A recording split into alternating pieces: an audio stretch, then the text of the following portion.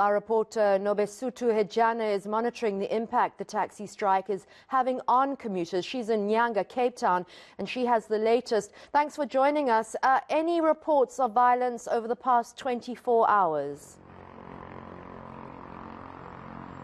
Well, Annika, when we spoke to Premier Alan Windley yesterday, he was quite impressed and happy that they have not reported any acts of violence or reports of any shootings that have occurred in the past 48 hours.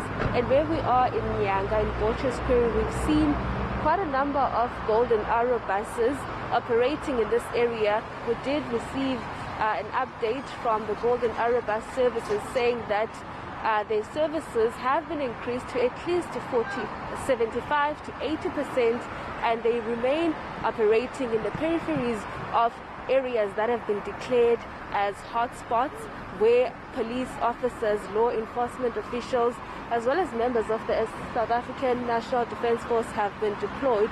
But what we've seen this morning were scenes of a bit chaos, where people who were rushing to get into these buses were struggling because at the very same point there aren't any marshals to direct people to certain buses or the buses that they want to get on, and people have been running up and down to ensure that their keys get into the bus. We've seen people who've arrived here at around 6 o'clock this morning who had to wait for buses at 8 because they were packed to capacity, as a lot of people are rushing to their workplace. We've also spoken to a number of commuters who were saying that their challenges at this stage is that their bosses don't understand the direct impact that they're going through arriving at work 3 hours late. Some of them did say that, and others were saying that other colleagues are opting to sleep at their workplace because they cannot afford to be late at work, as their salaries, some alleging that, are being cut. That's right, and I know lots of, or several restaurants in the city at least, and companies had to close yesterday just to keep their staff safe or hire accommodation for them near to their office spaces.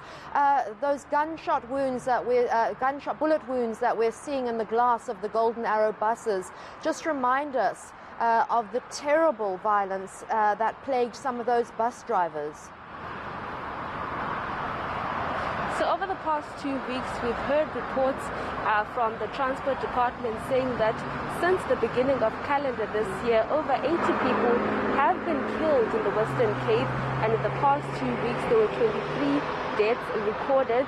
And we know that there have been ongoing negotiations between the Provincial Transport Department as well as Fikile Mbalula with those two taxi associations, but till this day, we're not sure whether a meeting that was held yesterday resulted to any agreement between the two associations, Kata and Godeta. But we know that there have been several attempts to get the two associations to reach an agreement to ensure that commuters are serviced.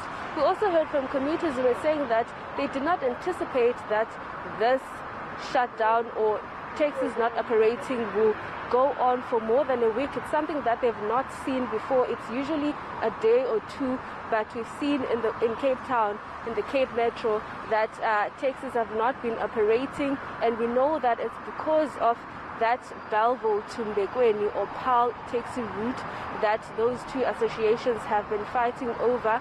But we're expecting at about 10:30 this morning that Transport Minister Fikile Mbalula will at least share some light as to what has been said or what has been agreed upon by those two associations, if an agreement was reached at all. All right, Nobesuthu Hejana is out in eNCA, and she'll update us about that media conference that Transport Minister Fikile Mbalula is going to have. If you look in the box next to me, you'll see the SANDF in Sebokeng looking for looted goods, going door to door, confiscating much of it, and warning residents who have stolen goods in their property that if they don't hand it over, they too could face arrests.